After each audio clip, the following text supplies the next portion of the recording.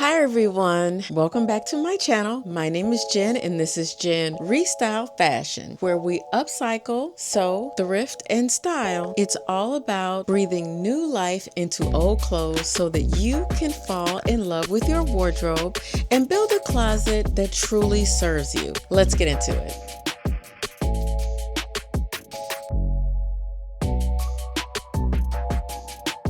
Welcome to week 1 of your sewing journey. I decided to start this series because I am going to be teaching in-person classes here in Chicago, and I wanted to provide supplemental videos for the class that would always benefit my viewers over here. So if you're interested in learning to sew, then this is a great video for you to start with. There will be 6 total videos and they will be posted weekly. Okay, so if you're here, that means that you are ready to start creating, customizing, and turning fabric into fashion, or at least a tote bag for now. And we are going to go over the absolute basics, your must-have sewing tools, and how to get comfortable with your sewing machine. Let's keep it simple, keep it fun, and get you to sewing with confidence. The first thing we're going to talk about is basic sewing tools. We're going to start with the core crew. So these are the tools that you're going to use every single time you sew. Let's go over them one by one. All right, you guys, so let's talk about our first very, very important tool, and that is your fabric scissors. So these are not everyday scissors. Fabric scissors are very sharp. They're made to cut clean lines. Do not, and I repeat, do not use them on paper because they will instantly dull. And then it will be very difficult for you to cut fabrics, especially lightweight fabrics. They just will not work anymore, and you will have to reinvest. Fabric scissors are going to cost you anywhere from about $15 to $100. Just depends on what you want to spend. All right, next up is pins and pin cushion. So you're always going to use straight pins to hold fabric in place before sewing. Bonus tip, get a magnetic pin holder. It will save your fingers and your floor. I cannot tell you how many times I have dropped pins on the floor and all I do is take this and run it around the floor and it catches them all. Okay. Next up is going to be your tape measure. So a flexible tape measure, it's going to help you take measurements, and it's going to also help you measure fabric. Always measure twice, cut once. The seam ripper, I call this your very best friend. This tool will get you out of all kind of jams. I always keep at least 2 of them around, one in front of me and the other one is usually off somewhere else. Next, most important, is additional needles for your sewing machine. Make sure you have at least 1 pack handy. All right, so next up will be your marking tools such as tailor's chalk or marking pen. So I prefer tailor's chalk and it looks similar to this. Comes in different colors so you can use it on top of different fabrics and you actually mark the fabric with it, and then later you can go in and it just brushes right off. So if you need to make those like X's and O's and things, you can use this with. But very good to always have on hand. Also, another option for marking pencils are these chalk-filled pens with a rotary bottom.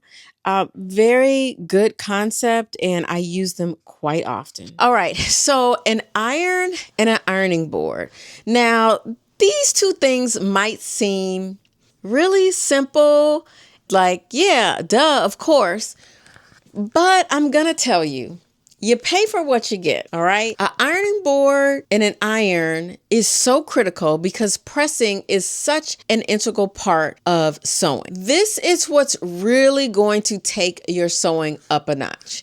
So you want to invest in a good iron. And if you can't get a good iron right now, make sure you use steam in your iron when you're pressing, and know your iron's limitations as you're working with it.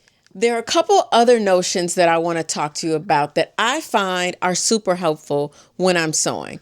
And the first one is going to keep needle and thread nearby. So I always buy a pack of needles and I keep these with me no matter what, because you never know when you might need to make that hand stitch. And we're going to talk about hand stitching as well, because that is a very important part. Not every stitch can be done with your current sewing machine, and you may need to rely on your hand sewing skills to get stuff done. All right, I like to keep safety pins on hand. So I have a couple boxes of safety pins. I just feel like they come in handy. Sometimes I just want to pin something together to see what it's going to look like. And if it's on the inside, the straight pins might stick me. So I put a couple of these on the inside and try the outfit on, and then I don't have to worry about getting stuck. So safety pins are good to have. And then lastly, I did say needle and thread, but I didn't show the thread. So sometimes you'll find thread that comes on the cone like this, and obviously you're going to get more thread on there.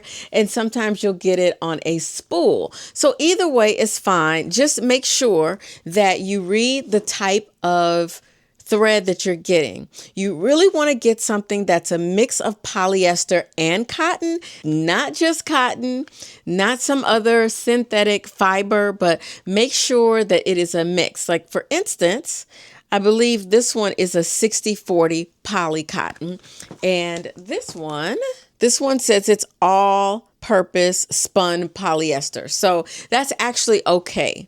Because what you don't want is you don't want your thread shrinking after it's washed, after you've sewn it into a garment. So that's why that 50-50, 60-40, 70-30 split with the polyester and cotton is really important. All right, you guys, let's talk about your sewing machine. Now, I am going to link to my top choices when it comes to sewing machines for folks who are just out of the gate, just trying to learn how to sew. So I will link them here in this video. I will also link them below, and feel free to check them out, compare and contrast. I've pretty much sewn on all of these machines and they're all pretty good, especially if you're just getting started. So there's a few things about the sewing machine that are important that you need to know. There are parts of the sewing machine. Even though each machine is a little different, there are some basic parts that are universal. So let's go and take a look at the sewing machine. These are the things that you need to know. Your power switch, which is usually located on the side bottom or in the back. Your hand wheel. Depending on how advanced your machine is, you may or may not have to use this hand wheel. There's also the foot pedal, and this is what you use to actually run the machine. You press down on the foot pedal and the machine moves forward or back, depending on the direction that you plan to go in. The presser foot. This is what is going to keep the fabric stationary.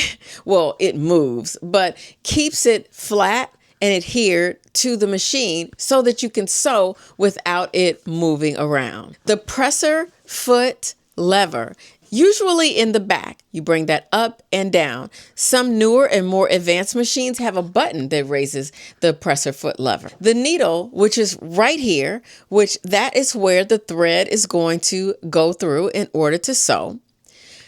The bobbin and the bobbin case, which sit down here below the base plate.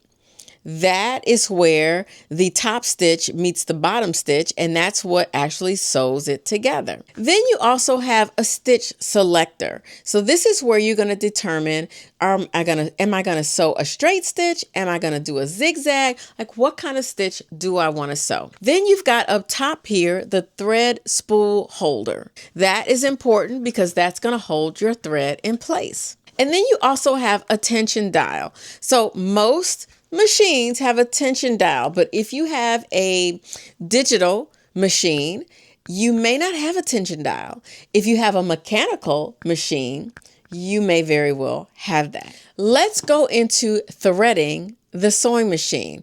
Now, my machine is a digital machine. I will show each part and how to properly thread the sewing machine. This is the part that a lot of people have a lot of difficulty in. And we're going to do it over and over again. If you're taking this class with me in person, you've already experienced it, where I had you thread the sewing machine and then I pulled the thread out and you had to re-thread the machine. Yeah, that's going to happen. That's happening. Okay. Step by step. First, you're going to wind your bobbin. Most of you should already have the bobbin wound out of the box. If not, we'll talk about that later. But the bobbin's already wound and you have your thread. Okay? You've got your thread and you're going to take your thread and you're going to put it on the spool holder. You're going to follow the guide that is usually on the sewing machine. There's usually an arrow that says go this way, go that way, go this way, go that way, go this way, go that way. You want to follow those arrows, all right? So you're going to guide the thread through the upper thread guide, bring the thread down and around the tension dial, back up through the take-up lever, and down through the needle. And then you're going to thread the needle, threading the needle. I don't know about y'all, but that threading the needle bit.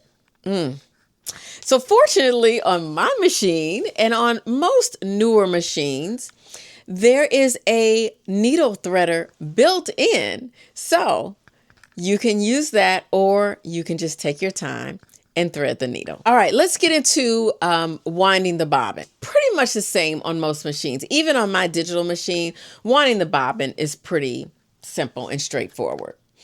I also have a separate bobbin winder. So back in the day, it used to be kind of taxing on the sewing machine to wind your bobbin on the sewing machine. And they invented this little bobbin winder that you set off to the side and wind up a ton of bobbins. So I'm just going to grab one. This is a bobbin. That's the thread or the tail that we call hanging off of the bobbin. This one's obviously already wound. So I'm going to show you on my machine how we wind the bobbin. Put the bobbin onto the bobbin winder, pull the thread, and then hit the button and hit the foot pedal, and it will start to wind on its own. All right. Now, once you're done with that, cut all the threads out, you are going to insert the bobbin into the bobbin case in the sewing machine. This is underneath the base plate. My machine is a little different. I don't have to do it the quote unquote old-fashioned way, if you will, but you're going to put the bobbin in the bobbin case. Make sure that the bobbin is the thread is going clockwise. That is really important. It is very important that the bobbin is in there and the thread is clockwise wound. All right. And then the needle's already threaded. You're going to hold the thread from the needle and you're going to take your hand and turn the hand wheel one full time. The needle will dip down into the bobbin area. It will come back up and you'll see a little loop there at the bottom. And that means that the bobbin has attached to the thread. And just take your scissors and run it underneath the presser foot and the thread will come right out. When you're done, both threads should be up underneath the presser foot, but on top of the base plate. All right, you guys, we're ready to start sewing. Are you ready to start sewing? We are ready to sew our first stitch. So whether you're new to this or you've tried sewing a couple times, or maybe you haven't sewn since high school and you're nervous, don't be nervous. Just take your time, okay? Alrighty, first thing we're gonna do is grab some fabric. I like to use the cotton fabrics, denims, because those are so easy to sew with. They're woven together pretty nicely, and the needle can sew them pretty well, and they press so well. So I like to use like a cotton or a denim. So we're going to use a little denim fabric here, okay? First thing you're going to do, you can take two pieces of fabric and put them together. And it'd be nice if one of them has a straight edge, because we want to start our good habits now so that they will keep going and you will not develop bad habits in the future. Alrighty. So what we're going to do with that straight edge of the fabric is we're going to put it down on the base of the machine, and we're going to line that straight edge up with the 5/8 of an inch line.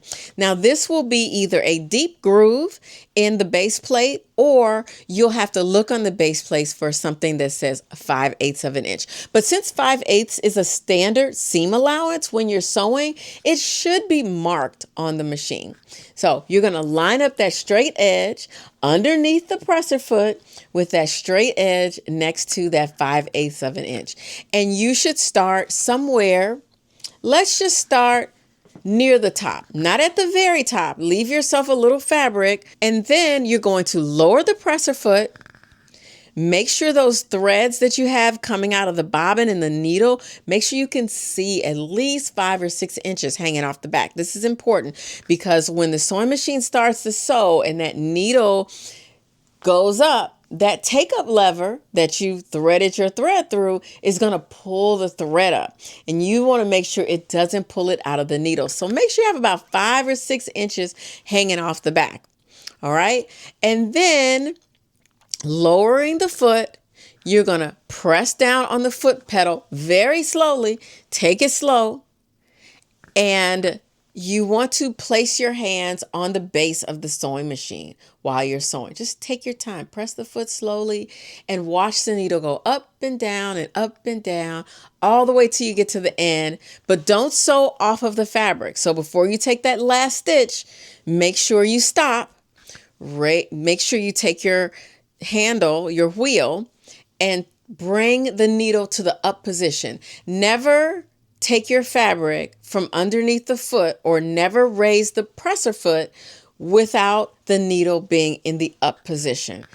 Extremely important. You will have multiple issues if you don't. So always make sure when you stop sewing, you stop, turn the hand wheel, bring that needle up, lift up the presser foot, and then pull the fabric out to the side. And then you're going to take your scissors and cut the thread. And now you have sewn for the first time. Yay! The crowd goes wild. All right, you guys, look at you. You learned what tools you need. You learned how to thread your machine, and you even learned how to sew for the first time. So that is a very solid start to getting off to your sewing journey. For your homework, I want you to thread and unthread the sewing machine at least 3 times before you watch the next video or before you come back to our next class.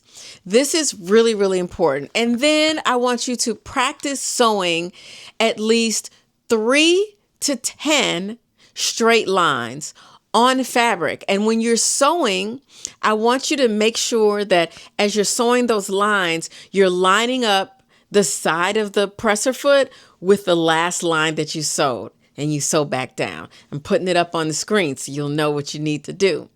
Because next week we are diving into fabric, how to cut it, and how to lay it out, how to determine what kind of fabric you want to use, all of those good things. So thank you for joining me. I'm so excited for you guys and your journey. Don't forget to like and subscribe and hit that bell so that you get notifications every time another one of these videos comes up. All right, you guys, see you later.